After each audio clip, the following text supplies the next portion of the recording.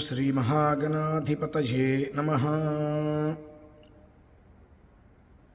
सर्वस्य बुद्धिरूपेण जनस्य हृदि संस्थिते सर्वेषां भक्तजनानाम् आचरितसम्पूर्ण सकलपुण्यफलावाप्तिरस्तु। మీ అందరికీ కూడా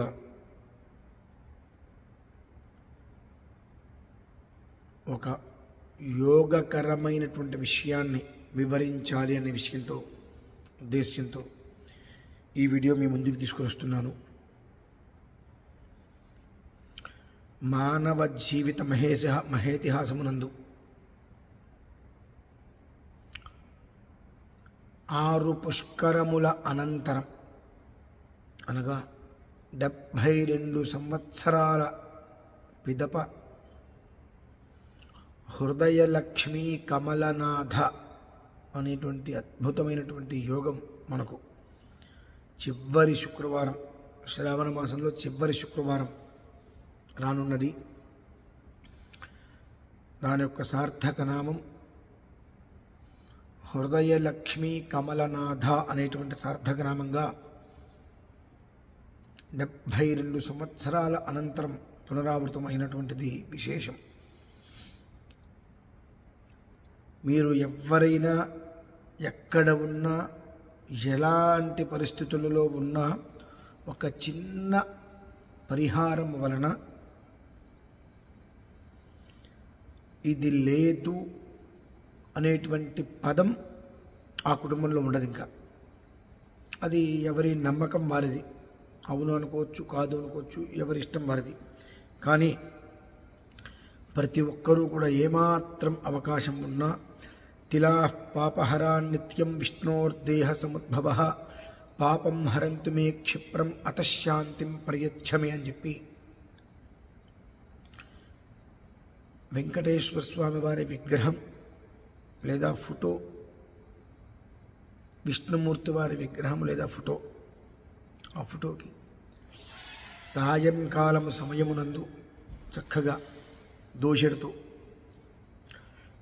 నల్ల నువ్వులు దోషెట్ నిండా తీసుకొని తిలా పాపహరాన్నిత్యం విష్ణోర్దేహ సముద్భవ పాపం హరంతు మే క్షిప్రం అతశాంతిం ప్రయచ్చమే అనుకుంటూ 11 దోషులను లేదంటే అయుంగాయుంగాన్ ముష్టిని కూడా ఇలా పట్టుకొని 11 సార్లు స్వామివారి మీద వదిలిపెట్టడం అత్యంత శ్రేయోదాయకం. ఇక్కడ మనం అమెరికాలో మెకిని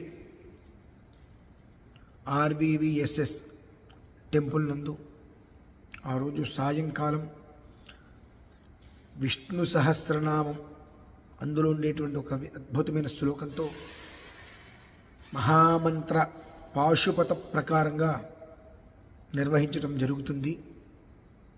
ఇందులో బ్రహ్మాస్త్రము, నారాయణాస్త్రము, రామాస్త్రము, పాశుపతాస్త్రం అని చెప్పి 4 విధాల అస్త్రాలు ఉన్నాయి. బ్రహ్మాస్త్రానికి ఉపసంహారం విరుగుడు మరలా బ్రహ్మాస్త్రమే. నారాయణాస్త్రానికి సాష్టాంగ నమస్కారంతో విరుగుడు. రామాస్త్రానికి నామస్మరణ విరుగుడు. కానీ పాశుపతం, ఈ పాశుపతాస్త్రానికి ఇక విరుగుడు లేదు. గురి చూశాము అంటే తగిలి తీరవలసిందే. ఏ రకంగా అయితే కనుక భారతంలో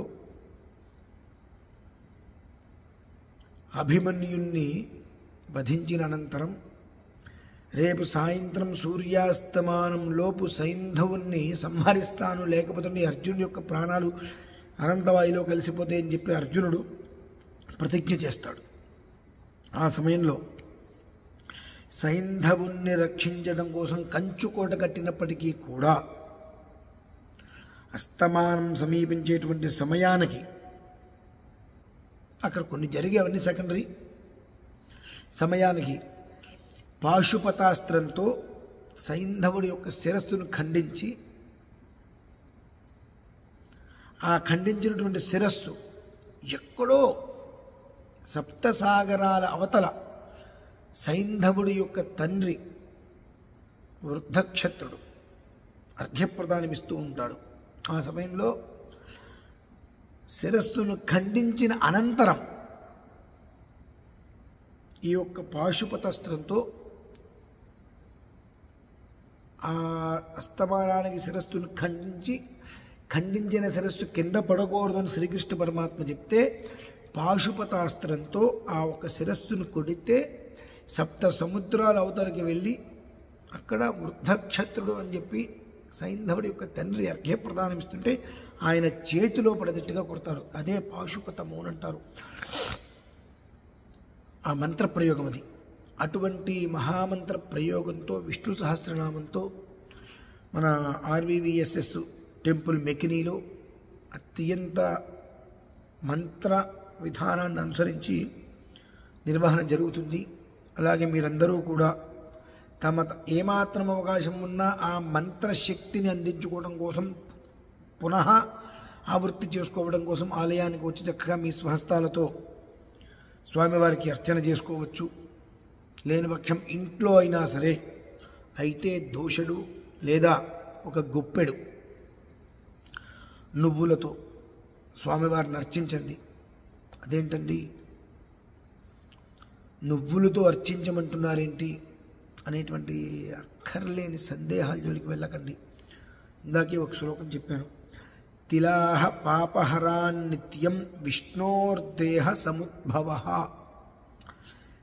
అంటే ఈ యొక్క తిలలు ఎక్కడి నుంచి వచ్చినాయి? విష్ణుమూర్తి యొక్క దేహం నుంచే వచ్చినాయి బయటికి. ఎవరో ఇవ్వలా, ఎక్కడి నుంచో రాలా. విష్ణోర్దేహ సముద్భవ. ఈ నువ్వులు వచ్చింది విష్ణుమూర్తి వారి యొక్క దేహం నుంచి ఉద్భవించినాయి. పాపం హరంతు మే క్షిప్రం. అది స్పృశిస్తే చాలు అనేక పాపాలు తొలగిపోతాయి. ఎంతగానో ఉండేటువంటి శాంతి ఏర్పడుతుంది. అతశాంతిం ప్రయచ్చమే అని చెప్పి.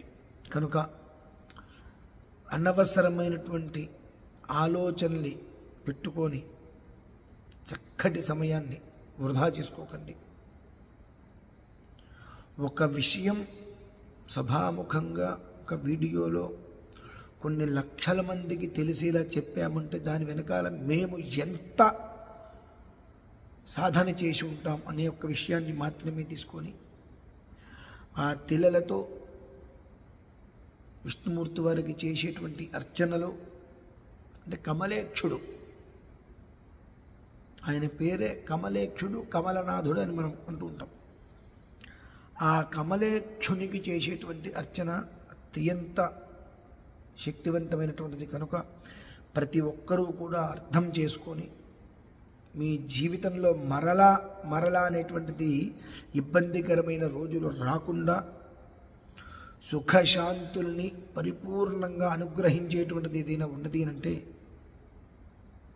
అది ఈ శుక్రవారం హృదయలక్ష్మి కమలనాథ అని పేరున్నటువంటి ఈ శుక్రవారం అత్యంత శ్రేయోదాయకమైనటువంటిది. కనుక ప్రతి ఒక్కరూ కూడా చక్కటి ఒక్క పర్వదినాన్ని సద్వినియోగం చేసుకొని ధనధాన్యాదులతో పుత్రపౌత్రాదులతో సుఖశాంతుల్లో వర్ధిల్లాలని కోరుకుంటూ సెలవు తీసుకుంటున్నాను.